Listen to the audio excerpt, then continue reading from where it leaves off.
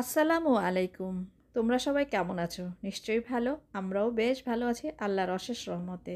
আর এখন তো শীতকাল। শীতকালে তো অবশ্যই একটু হাঁস-টাস এই জাতীয় খাবার খেতেই হয়। মানে এই মাংস, হাঁসের মাংস, পিঠাপুলি। তো যাই হোক একটা হাঁস নিয়ে আসলো ভাবি মানে এগুলো দেশ থেকে নিয়ে আসছে। তো ভাবির জন্য তার আম্মা পাঠিয়েছে আবার আমার জন্যও একটা পাঠাইছে। তো সেই হাঁসটাই আজকে রান্না করব, তোমাদের সাথেও শেয়ার করব। এটা কিন্তু একদম দেশি হাঁস, তার নিজের হাতে পালা হাঁস। তবে পালা হাঁসগুলো খেতে কিন্তু খুব ভালোই, আবার ভালোই গোস্ত হয় গায়ে। তো যাই হোক হাঁসটাকে ভালো করে পুড়িয়ে একদম মানে লোমগুলো ছোট ছোট লোম ছিল সেগুলো তুলে ফেলেছি। আর ভাবির আম্মা কিন্তু সে পরিষ্কার করেই পাঠাইছে। আর এই তো দেখো এর মধ্যে রসুন বাটা আর পেঁয়াজ বাটা দিয়ে দিলাম। রসুন এতখানি লাগবে, এর জন্য একটু বেশি করে রসুন দিলাম। হাঁসে একটু বেশি মশলা টশলা দিলে খুব ভালো হয়। আর এই যে দারচিনি, তো হলুদ, মরিচের গুঁড়ো, লবণ, আদা বাটা সব কিছু দিয়ে নিলাম। আর হাত দেখো, হাঁসটা ভালো করে ধুতে ধুতে হাত একদম শীতে কুকড়ায় গেছে। সেটাও তোমাদের সাথে একটু শেয়ার করলাম। আসলে কি করব, শীত আর গরম বলতে আমাদের কিছু আছে? সব কিছুই আমাদের সব কিছু সহ্য করে নিতে হয়। আর এই যে এখন দিয়ে দিলাম তেল। তো পরিমাণ মতো তেল দিলাম। আর হাঁসের গোস্ত রাঁধতে গেলে কিন্তু একটু তেলও বেশি লাগে। হাঁস থেকেও একটু তেল বের হয়, তারপরেও একটু বেশি করে তেল দিতে হয়। তো এই যে দিয়ে দিলাম তেল আর সমস্ত মশলা। এখন আমি ভালো করে একটু নেড়ে চেড়ে চুলায় বসিয়ে দেব। তো হাঁস রান্না করতে কিন্তু অনেক সময় লাগে। কি বলবো, মানে অনেক টাইম লাগে। কেউ প্রেশার কুকারও সিটি দিয়েও সিদ্ধ করে ফেলে, আবার কেউ কষাতে। আর তবে আমি মনে করি যে কষিয়ে কষিয়ে রান্না করা জিনিসটা অনেক ভালো হয়, মজাও হয়। আর নরম তো হবেই। কেউ একটু শক্তও খায়, আবার কেউ একটু নরম করে খায়। তবে হাঁস গোস্ত আমাকে একটু নরম করে খেলে ভালোই লাগে। তো যাই হোক এই তো দিলাম চুলায় বসিয়ে। আর এই যে হাঁসটাও দেখো সব মশলা মাখিয়ে দিয়ে দিলাম। তো হাঁস রাঁধতে কিন্তু অনেক সময় লাগে। আর যাই হোক এই যে হাঁসটা একটু বলক নিয়ে নিলাম। আর এখন একটু নেড়েচেড়ে নিলাম। আমার ভিডিওটি যদি ভালো লেগে থাকে ছোট্ট একটি লাইক দিয়ে ভিডিওটি সম্পূর্ণ দেখো। একটা লাইক, কমেন্ট, শেয়ার, সাবস্ক্রাইব করে দিও। তো এই যে দেখো ভালো করে নেড়েচেড়ে নিয়েছি। হাঁস যত মানে ভালো করে কষানো যাবে খেতেও কিন্তু ততই মজা। আর মাখা মাখা তো অবশ্যই থাকতে হবে। আর বানিয়ে ফেলবো পিঠা। আর এখন তো শীতকাল, পিঠাপুলির দিন চলে আসছে। তো এর জন্য গুঁড়িগুলো আগেই গুঁড়া করে নিয়েছি, পাটায় পিষে নিয়েছি। আমার ব্লেন্ডারে যদি করা হয় তাহলে আমার কাছে মনে হয় না যে গুঁড়িগুলো একটু পারফেক্টলি হয়েছে। একটু কেমন জানি একটু দানা দানা থেকেই যায়। তো বারবার করে চালতে হয়। আর ওখানে দিয়েছি গরম পানি, গুঁড়িটা একটু গরম পানি দিয়ে মানে গুলাই নিব এর জন্য। আর সেই কাজটা আমার ভাবি করে দিচ্ছে, কারণ আমি এত ভালো করে আটা গোলাতে পারি না। মানে চালের গুঁড়া আমার কাছে মনে হয় বেশি পাতলা হয়ে যায়, না হলে বেশি ঘন হয়ে যায়। তো এই যে ভাবি আমাকে দেখাচ্ছে, দেখেন কি হয়েছে নাকি। তো আমি একটু দেখতেছি, দেখি গোলাটা ঠিক হয়েছে নাকি। তো দেখলাম হ্যাঁ ঠিক আছে। আমি না আসলে ভয়ে ভয়ে আসি যে এটা আসলে ঠিক হয়েছে নাকি। গোলা যত ভালো না হবে পিঠা কিন্তু তত ভালো হবে না। তো একটু ভালো করে নেড়ে চেড়ে তো দেখলাম না হয়েছে। আলহামদুলিল্লাহ গোলাটা খুব সুন্দরই হয়েছে বানানো। তো যাই হোক এখন কড়াইতে ভাজবো, লোহার কড়াইয়ের মধ্যেই পিঠাগুলো ভাজবো। তো আমার স্বাদ ছিল, কিন্তু কোথায় রাখছি আর খুঁজে পাইতেছি না। মনে হয় স্টোররুমের ভিতরেই রেখেছি, কিন্তু আর খুঁজে পাচ্ছি না। আর এদিক দিয়ে দেখো হাঁসের গোস্তটা ভালো করে নেড়ে চেড়ে নিলাম। তো এটা হচ্ছে লবণের পানি। একটু পানির মধ্যে লবণ গুলিয়ে নিলাম। আর এই যে ভালো করে এটাকে, কড়াইটাকে ভালো করে পোড়াই নিলাম।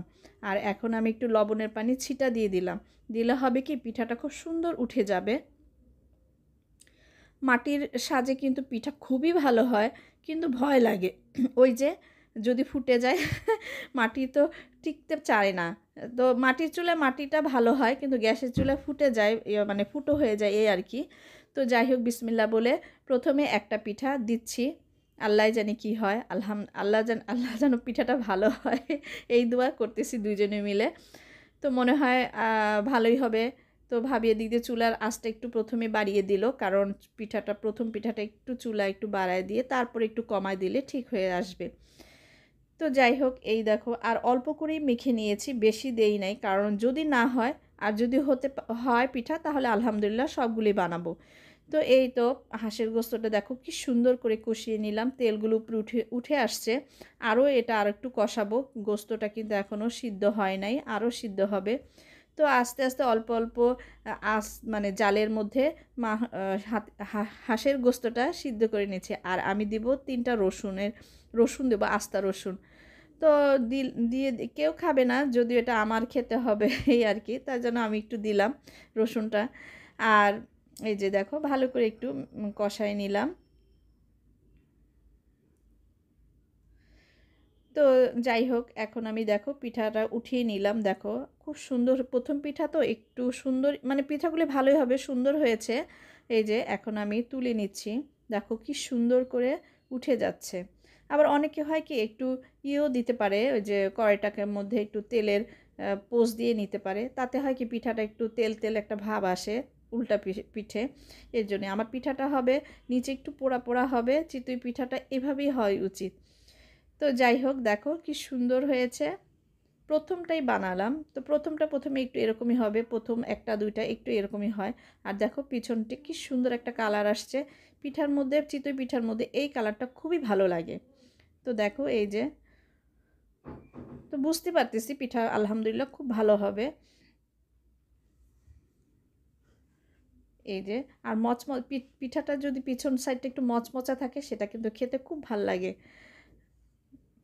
তো দেখো, আর এই যে তার দ্বিতীয় পিঠাটা উঠিয়েছি, দেখো কি সুন্দর ফুটা ফুটা ছিদ্র ছিদ্র হয়েছে। আসলে চিতই পিঠার মূল হচ্ছে এই ছিদ্রটা না হলে পিঠা খেতে কিন্তু খুব মজা লাগে না, কেমন জানি একটু লাগে। তো যাই হোক, তারপরে আমি আবার পিঠার আরেক চামচ গোলা দিচ্ছি।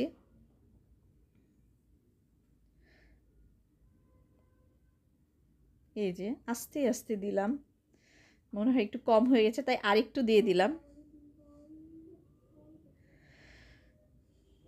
তো যাই হোক, এখন আমি ঢাকনা দিয়ে ঢেকে দিচ্ছি। আর ঢাকনাটা কিন্তু অবশ্যই টাইট দিতে হবে, যেন কোনো রকম বাতাসটা বের না হয় এরকমভাবে। আর এই যে হাঁসের গোস্তর মধ্যে আমি কয়েকটা কাঁচামরিচ দিয়ে দিলাম, আর কাঁচামরিচের ঘ্রাণটা কিন্তু খুব ভাল লাগে গোস্তের মধ্যে।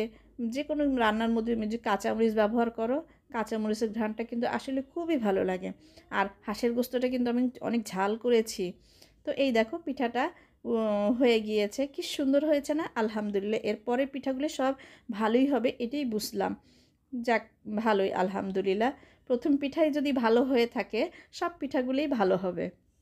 তো এই যে এক এক করে সব পিঠাগুলো তো আজকে বানালাম চিতই পিঠা আর হাঁসের গোস্ত। তো আজকে শীতের রাতটা খুব ভালোই যাবে, হাঁসের গোস্ত আর চিতই পিঠা দিয়ে আজকে রাত্রে সবার খাওয়া হবে। কি ভালো হবে না? আর দেখো চিতই পিঠাগুলো খুব সুন্দর হয়েছে, মাশাল্লাহ আলহামদুলিল্লাহ। তো আর হাঁসের গোস্তটাও দেখো মাশাল্লাহ অনেক ভালো হয়েছে, ভুনা খুব ভালো হয়েছে, আর খুব ভালো ঘ্রাণ আসতেছে। তো আজ এখানেই বিদায় নিই, তোমরা সবাই ভালো থেকো, সুস্থ থেকো। আল্লাহ হাফেজ।